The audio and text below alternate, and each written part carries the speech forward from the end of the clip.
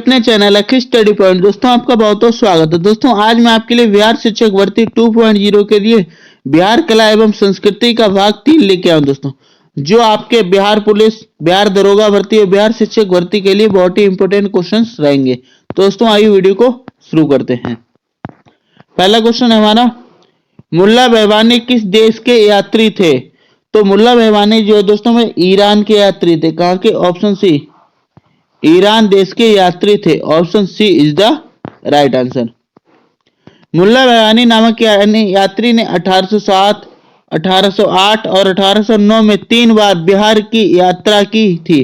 तो दोस्तों ये इंपॉर्टेंट क्योंकि दोस्तों इन्होंने 3 बार बिहार राज्य की यात्रा की थी। उसने अपने यात्रा वृतांत मिरात ए अहनल ए जानामा में तत्कालीन बिहार की विस्तृत जानकारी दी है। तो दोस्तों यह क्वेश्चन बहुत ही इंपॉर्टेंट है। कौटिल्य के अर्थशास्त्र में किस पहलू पर प्रकाश डाला गया है? तो दोस्तों इनके जो है अर्थशास्त्र पहलू में जो है दोस्तों इन्होंने राजनीतिक जीवन पर प्रकाश डाला है। क्या पे? ऑप्शन बी, राजनीतिक जीवन पर जो है प्रकाश डाला है। Option B is the right answer. Kautilya के अर्थशास्त्र में तत्कालीन राजनीतिक जीवन पर प्रकाश डाला गया है। कौटिल्य का अर्थशास्त्र राजनीति से संबंधित संस्कृत भाषा का एक महत्वपूर्ण ग्रंथ है। प्रसिद्ध बौद्ध सारिपुत्र का जन्म कहाँ हुआ था? तो दोस्तों इनका जो जन्म है वह नालंदा में हुआ था। कहाँ हुआ था? नालंदा में हुआ था। Option A is the right answer. प्रसिद्ध बौद्ध सारिपुत्र का जन्म नालंदा में हुआ था। ये भगवान बुद्ध के शिष्य थे। तो दोस्तों ये कौन थे? भगवान बुद्ध के शिष्य थे। Option A is the right answer. Bihar में आदि मानव के उपस्थिति के आरंभिक साक्ष्य कहां से प्राप्त हुए हैं? तो दोस्तों यह जो साक्ष्य हमें गया एवं सारण जिले से। कहां? ऑप्शन सी, गया एवं सारण जिले से जो है आदि मानव के उपस्थित आरंभिक साक्ष्य प्राप्त हुए हैं। Option C is the right answer. Bihar में आदि मानव के उपस्थिति के प्रारंभिक साक्ष्य गया एवं सारण दोस्तों कहां? गया एवं सारण से प्राप्त हुए हैं। इनका काल 2500 ईसा पूर्व से 1500 ईसा पूर्व निर्धारित किया गया है। अफसगढ़ यानी गया से प्राप्त एक मंदिर का भग्नावशेष प्राप्त हुआ। इसके दीवारों पर किस कथा का दृश्य अंकित है? तो दोस्तों इसकी दीवारों पर जो है नल दमयंती के प्रणय गाथा का दोस्तों काय का नल दमयंती के प्रणय गाथा का दृश्य अंकित है। Option B is the right answer. Gaya के अपसर से एक मंदिर का भग्नावशेष प्राप्त हुआ। इसके दीवारों पर नल दमयंती के प्रणय गाथा के दृश्य अंकित हैं। बिहार में मध्यवर्ती प्रस्तर युग के साक्ष्य कहां से मिले हैं? तो दोस्तों यह जो साक्ष्य हैं हमें दोस्तों मुंगेर जिले से प्राप्त हुए हैं। कहां? ऑप्शन सी, मुंगेर जिले से प्राप्त हुए हैं। Option C is the right answer. Bihar में मध्यवर्ती प्रस्तर युग के साक्ष्य मुंगेर से प्राप्त हुए। मध्यवर्ती प्रस्तर युग 8000 ईसा से 4000 ईसा पूर्व तक विस्तृत है दोस्तों। बिहार में आदिमानव के उपस्थिति के आरंभिक साक्ष्य किस युग के हैं? तो दोस्तों जो आदिमानव के उपस्थिति साक्ष्य में प्राप्त हुए वे किस युग के हैं? तो दोस्तों वे हड़प्पा युग के हैं। क्या? हड़प्पा युग। और दोस्तों हड़प्पा युग के क्वेश्चन वैसे ही मोस्ट इंपोर्टेंट रहते हैं एग्जाम में। बिहार में आदिमानव के उपस्थिति के आरंभिक साक्ष्य हड़प्पा युग के हैं। इनका काल 2500 ईसा पूर्व से 1500 ईसा पूर्व निर्धारित किया गया है। बिहार में ताम्र प्रस्तर युग के प्रवर्ती चरण के अवशेष कहां से प्राप्त हुए हैं? तो दोस्तों यह जो अवशेष है वे चिरांद दोस्तों चिरांद सारण से प्राप्त हुए हैं। Option A is the right answer. Bihar के सारण जिले के चिरांद नामक स्थान पर ताम्र दोस्तों तो क्या? तांबा प्रस्तर युग के प्रवर्ती चरण के अवशेष उत्खनन से प्राप्त हुए। चिरांद पूरे भारत में हड्डी के उपकरणों के लिए प्रसिद्ध है। बिहार में चिरांद, सारण एवं चिंचर वैशाली से किस युग के अवशेष प्राप्त हुए हैं? तो दोस्तों यहां से जो हमें पूर्व प्रस्तर युग के अवशेष प्राप्त हुए हैं। कहां? पूर्व प्रस्तर युग के। Option B is the right answer. Bihar में चिरांद, सारण एवं चेचर वैशाली से पूर्व प्रस्तर युग के अवशेष प्राप्त हुए। इस काल के मानव का जीवन यापन शिकार और खाद्य संग्रह पर आधारित था। बिहार सहित पूर्वी भारत में आर्यों के विस्तार में क्या सहायक था? तो दोस्तों आर्यों के विस्तार में जो है मुख्य रूप से लोहे का उपयोग, क्या लोहे का उपयोग सहायक था? Option B is the right answer. Bihar सहित पूर्वी भारत में आर्यों का आगमन उत्तर वैदिक काल 1000 से 600 ईसा पूर्व में हुआ था, जिसमें लौह प्रौद्योगिकी निर्णायक साबित हुई दोस्तों। नेक्स्ट, बिहार सहित पूर्वी भारत में आर्यों का आगमन किस काल में हुआ है? तो दोस्तों आर्यों को जो आगमन है दोस्तों वह उत्तर वैदिक काल में दोस्तों, किस काल में दोस्तों? उत्तर वैदिक काल में माना जाता है। Option C is the right answer. उत्तर वैदिक काल 1000 ईसा पूर्व से 600 ईसा पूर्व में बिहार सहित पूर्वी भारत में आर्यों का आगमन हुआ था, जिसे इसमें लौह प्रौद्योगिकी साबित हुई दोस्तों। वेद के किस ग्रंथ में बिहार के विदेह राज्य में आर्यों के आगमन तथा निवास का साक्ष्य मिलता है दोस्तों? साक्ष्य या विवरण मिलता है?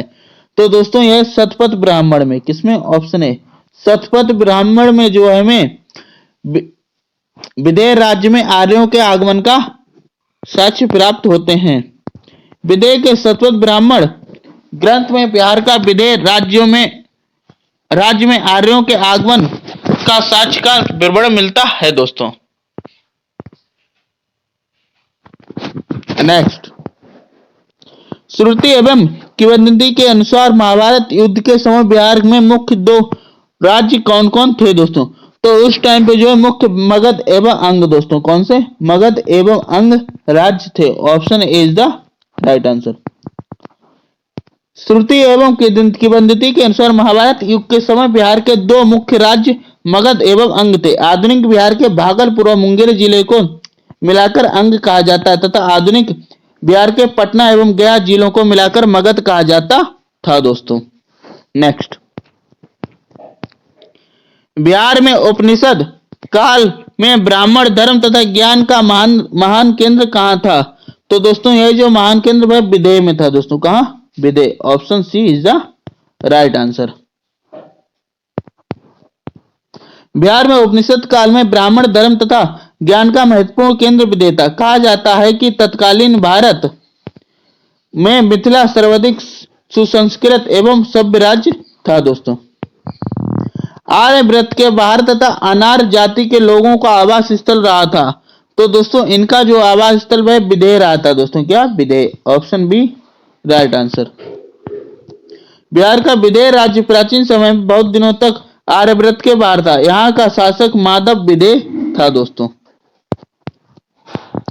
बिहार का कौन सा राज्य उत्तर वैदिक काल का एक महत्वपूर्ण राज्य था?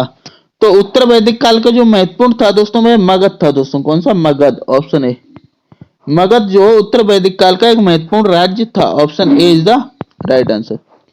बिहार का मगध राज्य उत्तर वैदिक काल का एक महत्वपूर्ण राज्य था। 6ठी ईसा पूर्व शताब्दी से पहले मगध में बृहद्रथ, कौन सा दोस्तों? बृहद्रथ राजवंश के शासन का उल्लेख मिलता है। अर्थवेद में ब्रात्य शब्द का प्रयोग किस राज्य के लोगों के लिए किया गया है? तो दोस्तों इसमें जो है मगध के राज्य के लोगों के लिए, किसके? मगध के राज्य के लोगों के लिए प्रयोग किया गया शब्द है। अथर्ववेद की रचना अथवा इसमें ब्रात्यपति शब्द का प्रयोग मगध राज्य के लोगों के लिए किया गया है दोस्तों। अथर्ववेद की रचना जो अथर्व ऋषि ने की थी दोस्तों। किसमें? अथर्व ऋषि ने की थी। 6ठी शताब्दी ईसा पूर्व में भारत के 16 महाजनपदों का उदय हुआ था। इनमें कितने महाजनपद वर्तमान बिहार के क्षेत्र में स्थित हैं?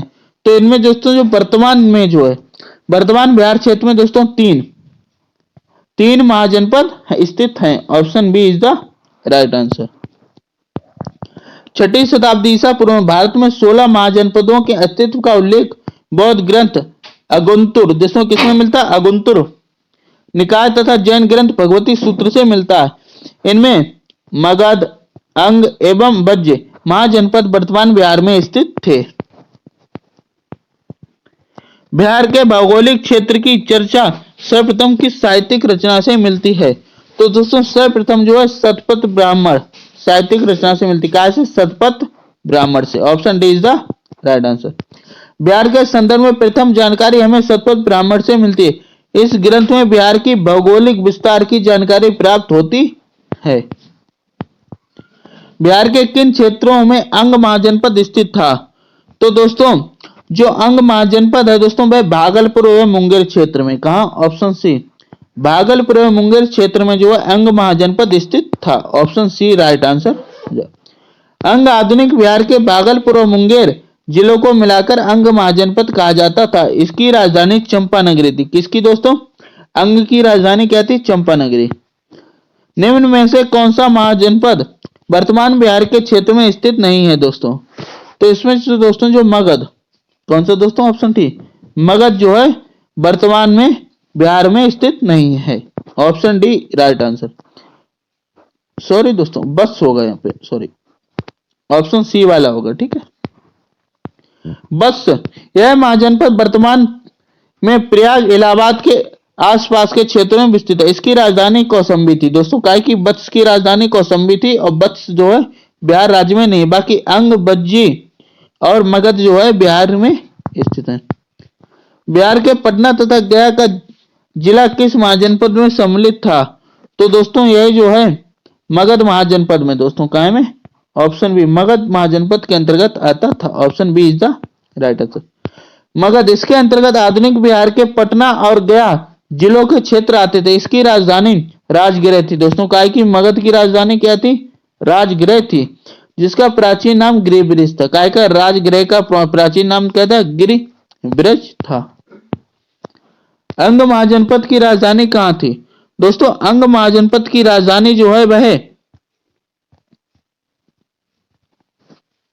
चंपा थी दोस्तों। क्या? Option D.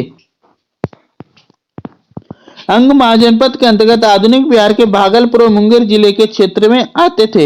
इसकी राजधानी चंपा नगरी, यानी चंपा को वो कहते हैं चंपा नगरी। ठीक है, तो ऑप्शन डी लगाएंगे हम दोस्तों। क्या? चंपा, यानी चंपा नगरी। मगध तथा अंग महाजनपद को कौन सी नदी पृथक करती थी? तो दोस्तों अंग और मगध को जो है वरुण नदी दोस्तों। कौन सी? ऑप्शन बी वरुण नदी। पृथक का मतलब क्या? अलग अलग दोस्तों। ठीक है, तो इधर दोस्तों मगध है, इधर अंग, बीच में दोस्तों कौन सी नदी बह रही है? इसमें जो है दोस्तों वरुण नदी बहती है। तो option B is the right answer. Magadha तथा अंग महाजनपद को वरुण नदी पृथक करती थी।